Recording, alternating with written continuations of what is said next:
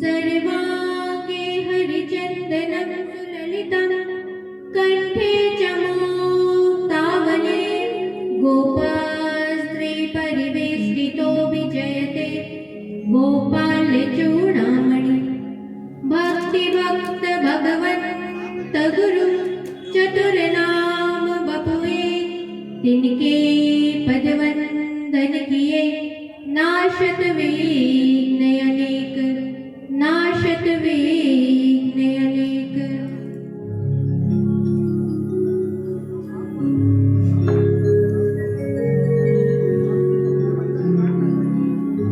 राधे राधे राधे गोविंद राधे राधे राधे राधे गोविंद राधे राधे राधे राधे गोविंद राधे राधे राधे राधे गोविंद राधे गोविंद राधे गोपाल राधे गोविंद राधे गोपाल राधे गोविंद राधे गोपाल राधे गोविंद राधे गोपाल राधे राधे राधे राधे गोविंद राधे राधे राधे राधे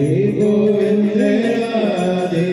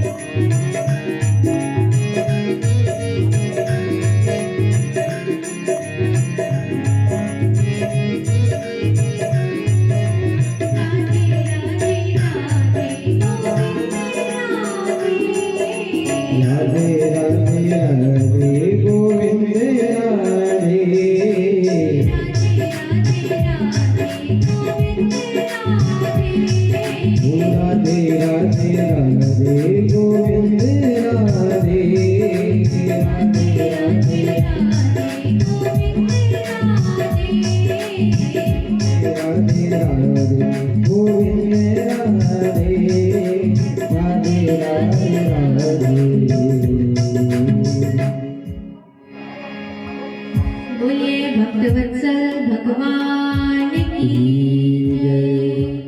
राधा सर्वेश्वर भगवान की जय। वृंदावन बिहारी लाल की जय।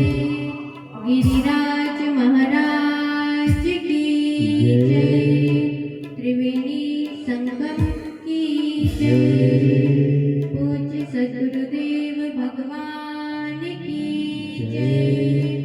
जय जय श्री राधे श्याम।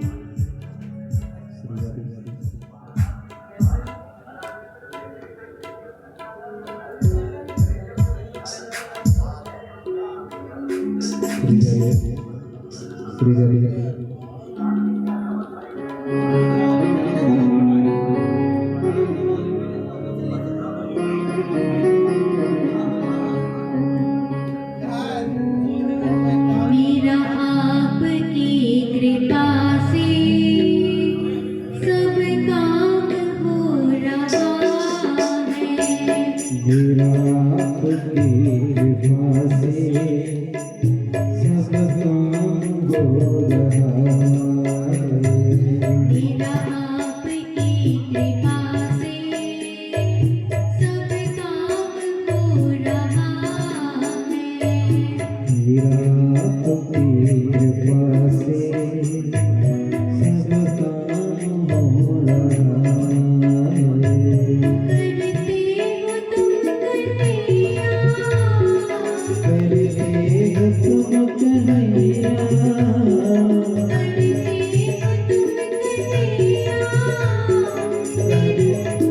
हो रहा है। मेरा आपकी कृपा से सब काम हो रहा है। मेरा आपकी कृपा से सब काम हो रहा है।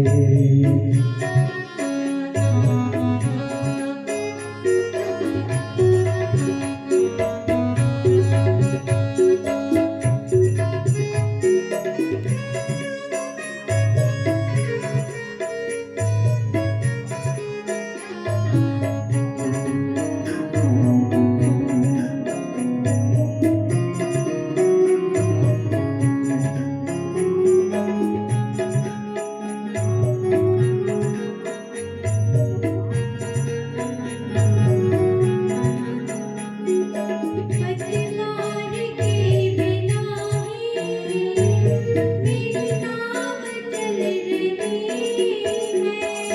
पतवार के बिना मेरी नाव चल रही है। पतवार के बिना ही मेरी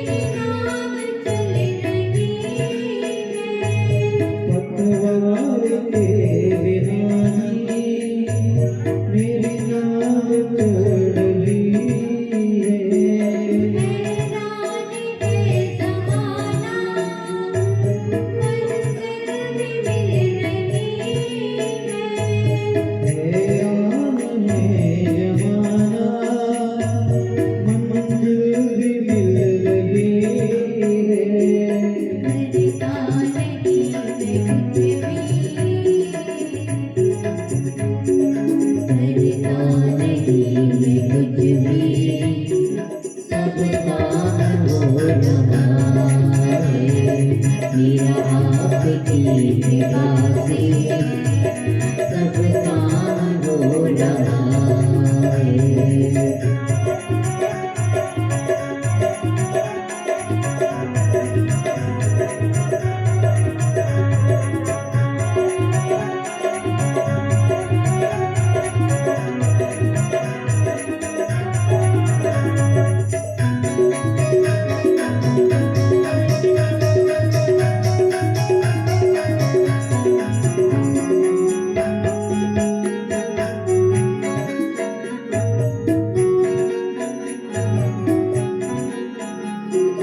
तुम साथ हो जो मेरे किस बात की कमी है तुम साथ हो जो मेरे किस बात की कमी है। किसी और चीज की अब दरकार भी नहीं है किसी और चीज की अब दरकार भी नहीं है। तेरे साथ में गुलाब गुल पावन हो रहा है मेरा की कृपा से सब काम हो रहा है। मेरा की कृपा से सब काम हो रहा है।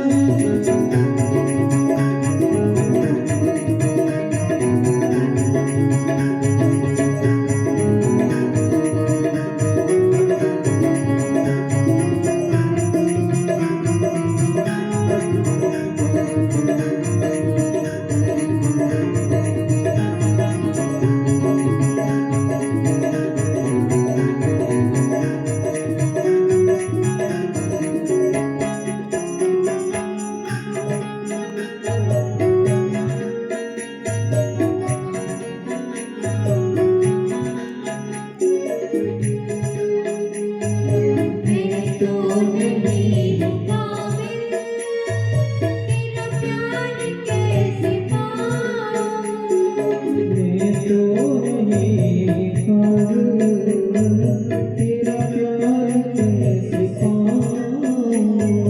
टूटी हुई वाणी से गुणगान कैसे गाऊँ टूटी हुई वाणी से गुणगान कैसे गाऊँ। मेरी ही प्रेरणा से ये कमाल हो रहा है मेरा आपकी कृपा से सब काम हो रहा है। मेरा आपकी कृपा से सब काम हो रहा है। करते हुक्म कन्हैया करते हुक्म कन्हैया मेरा नाम हो रहा है। मेरा आपकी कृपा से सब काम हो रहा है। मेरा आपकी कृपा से सब काम हो रहा है। बोलिए भक्तवत्सल भगवान की जय जय जय श्री राधे श्याम। कल हम लोग भागवत की कथा में चतुश्लोकी भागवत का श्रवण कर रहे थे। फिर शुकदेव जी ने महापुराण के 10 लक्षणों का वर्णन किया। अत्र सर्गो विसर्गश्च स्थानं पोषणभूतया मन्वन्तर ईशानु कथा निरोधो मुक्तिराश्रयः।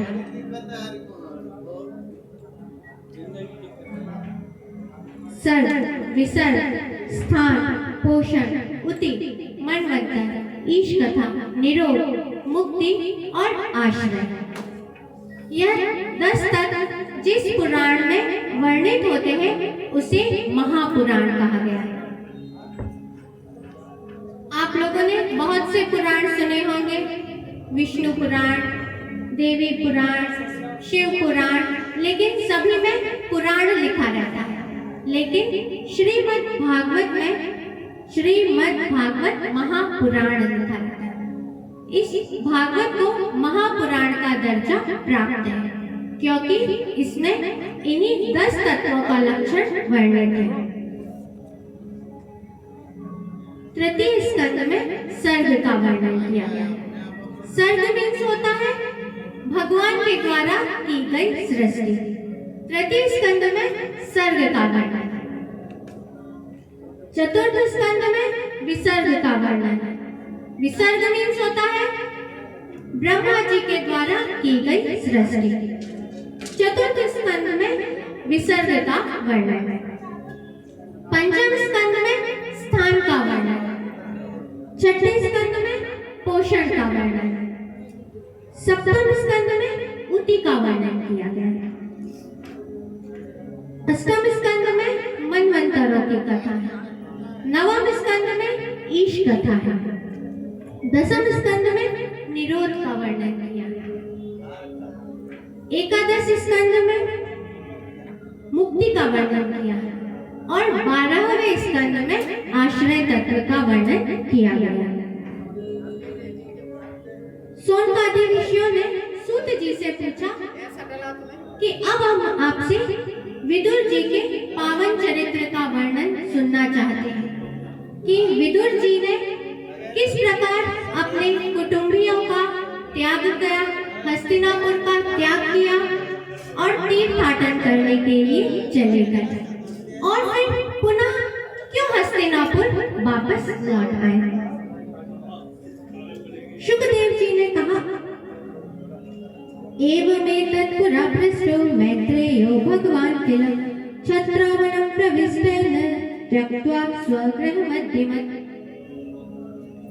शुकदेव जी ने कहा, परीक्षित, ऐसा ही प्रश्न एक बार विदुर जी ने पूछा था मैत्रेय जी से,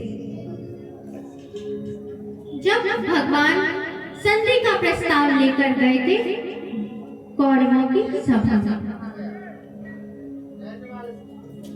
उस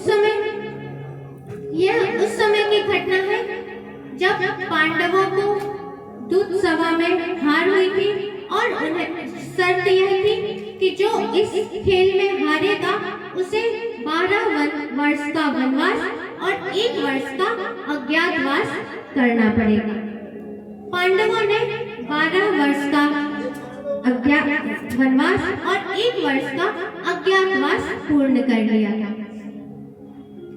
शर्त के अनुसार अब युधिष्ठिर जी ने अपना राज्य वापस मांगा, तब दुर्योधन ने मना कर दिया। दुर्योधन ने कहा कि बिना युद्ध किए मैं सुई की नोक के बराबर भूमि भी पांडवों को नहीं दूंगा। इसीलिए भगवान ने सोचा कि महाभारत युद्ध ना हो, इसीलिए भगवान संधि का प्रस्ताव लेकर आए थे कौरवों की सभा में। लेकिन दुर्योधन ने भगवान के संधि के प्रस्ताव को अस्वीकार कर दिया। तब भगवान ने कहा कि पांडवों को 5 गांव ही दे दीजिए, लेकिन दुर्योधन ने तब भी मना कर दिया। फिर भगवान ने कौरवों के आतिथ्य को अस्वीकार करके भगवान विदुर जी के यहाँ बिना बुलाए ही चले गए थे, क्योंकि भगवान को आतिथ्य नहीं, भगवान को प्रेम चाहिए। भगवान केवल प्रेम से ही प्रसन्न होते हैं। भगवान बिना बुलाए ही विदुर जी के यहाँ पहुंच गए। उस समय विदुर जी घर पर नहीं थे, विदुरानी अकेली थी। भगवान विदुर जी के घर गए और दरवाजे को खटखटाया, काकी, ओ काकी। उस समय विदुरानी जी स्नान कर रही थी। जैसे ही उन्हें भगवान के शब्द सुनाई पड़े कि भगवान स्वयं मेरे दरवाजे पर आए हैं, तो वो इतनी आत्मविभोर हो गई कि उन्हें स्नान कर रही है और जिस अवस्था में स्नान कर रही थी उसी अवस्था में दौड़ पड़ी और दरवाजे को खोल दिया। भगवान ने विदुरानी जी की इस दशा को देखा और अपना पीतांबर उनके ऊपर डाल दिया। जब उन्हें कुछ होश आया, ज्ञात हुआ, तब फिर उन्होंने वस्त्र आदि धारण किए और फिर भगवान का आतिथ्य करने लगे। भगवान को आसन दिया, पटा, और वो भी उल्टा रख दिया। भगवान प्रेम से उसी में ही बैठ गए। अब विदुरानी जी ने सोचा कि भगवान को क्या भोग लगाएं। तब उनके घर में कुछ केले फल रखे हुए थे। केले लेकर आई और भगवान को देख रही है और स्वयं केले को छील रही है और गिरी को तो गिरा रही है और छिलके को बड़े ही प्रेम से भगवान को खिला रही है और भगवान भी उतने ही प्रेम से उन छिलकों को खा रहे हैं।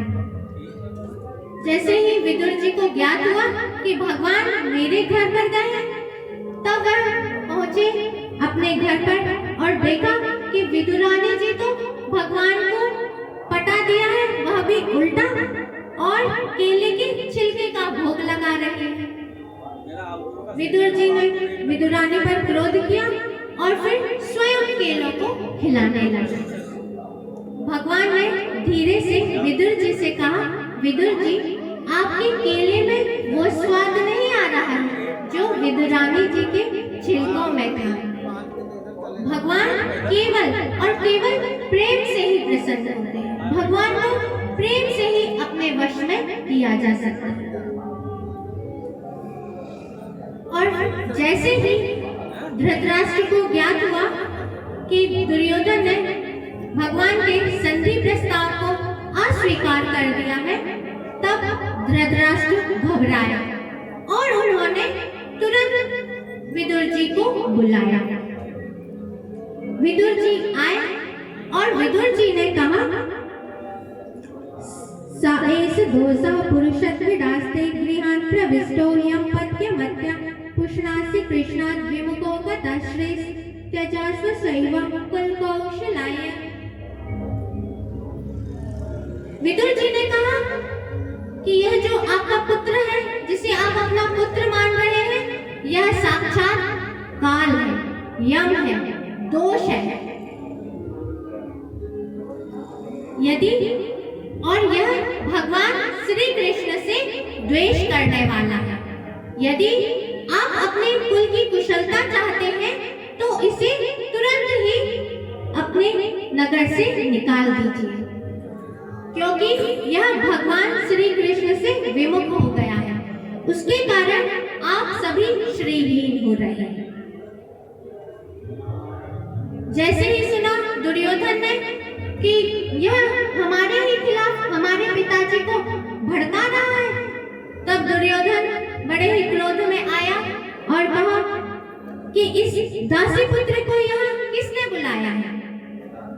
यह हमारे ही टुकड़े खा खाकर इतना पुष्ट हो रहा है और हमारे ही खिलाफ हमारे पिताजी को बहका रहा है। काएन मंत्रोपजुहाव जिह्वं दास्यसुतं यद्वलिनेव पुष्टा।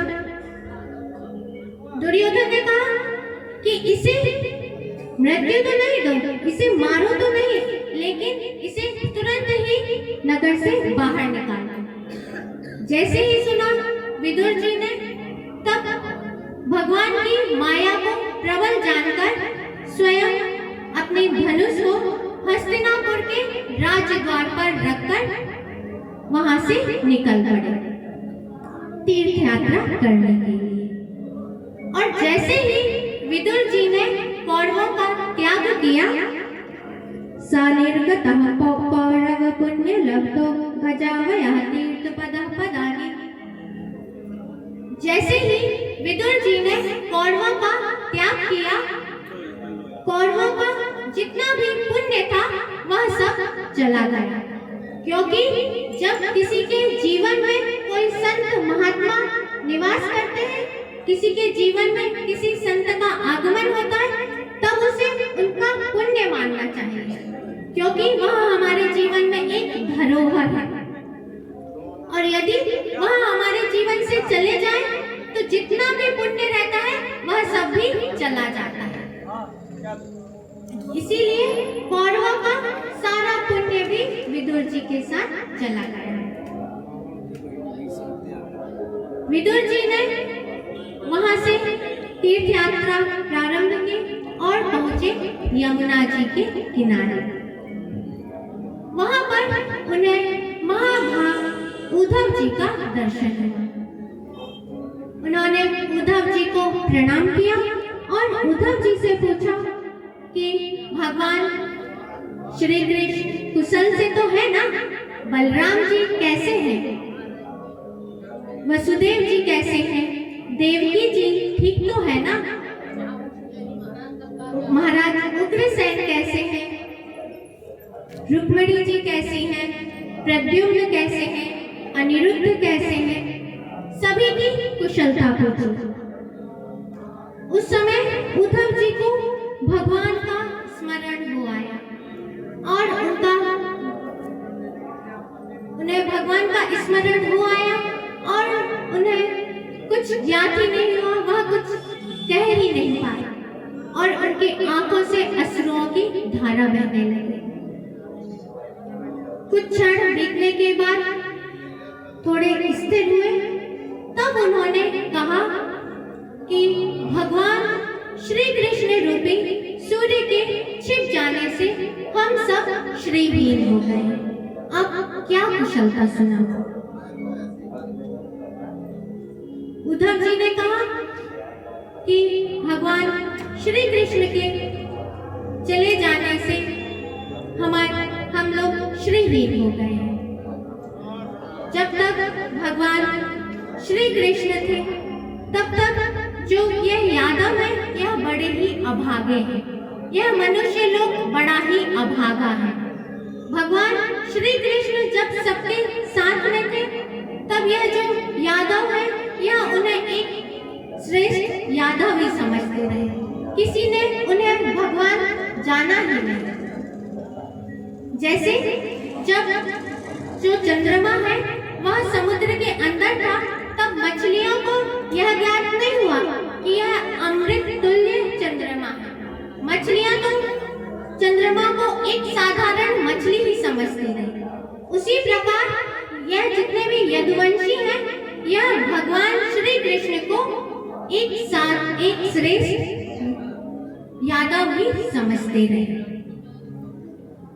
और फिर उद्धव जी को भगवान की लीलाओं का स्मरण हो आया और उन्होंने कहा कि भगवान अजन्मा होने पर भी लीला करने के लिए देवकी वसुदेव जी के यहाँ कारागार में अवतीर्ण हुए।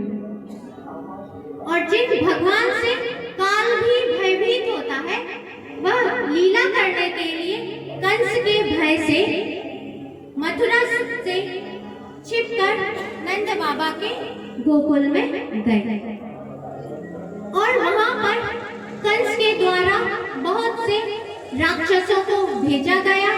तब भगवान ने उनको खेल ही खेल में मार डाला, उनका वध कर दिया।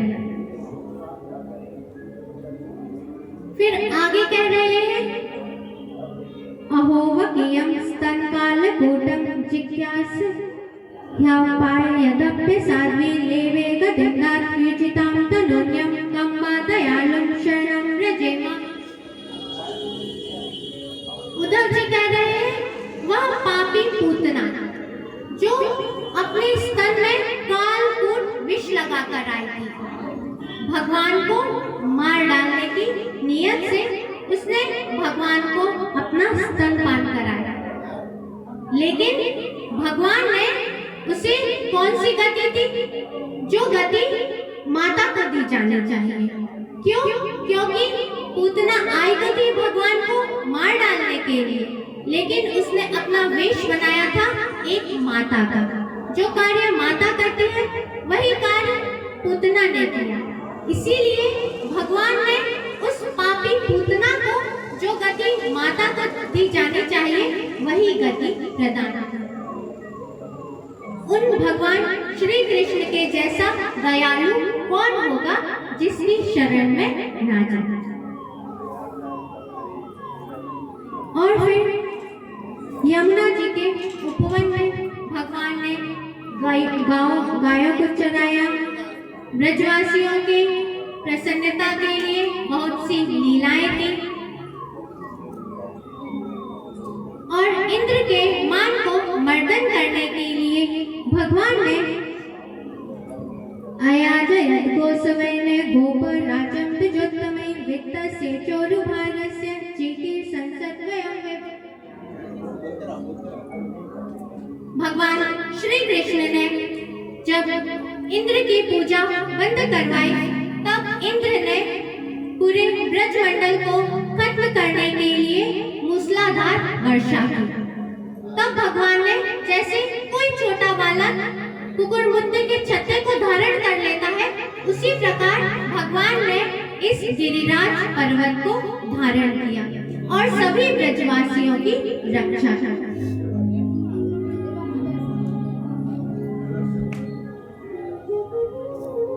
ब्रजवासियों की रक्षा की और इंद्र के मान को मर्दित किया। और फिर मथुरा में आए, वहां पर देवकी वसुदेव को प्रसन्न किया। फिर सांदीपनी मुनि के यहाँ जाकर वेदों का अध्ययन किया।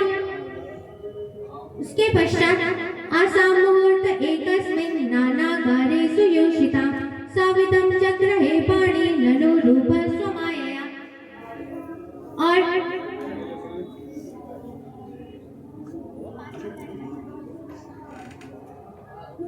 कारागार में बंदी 16,100 रानियों के साथ एक ही मुहूर्त में 16,100 रूप धारण करके सभी के साथ विवाह किया और सभी से 10-10 पुत्र और एक पुत्री को उत्पन्न किया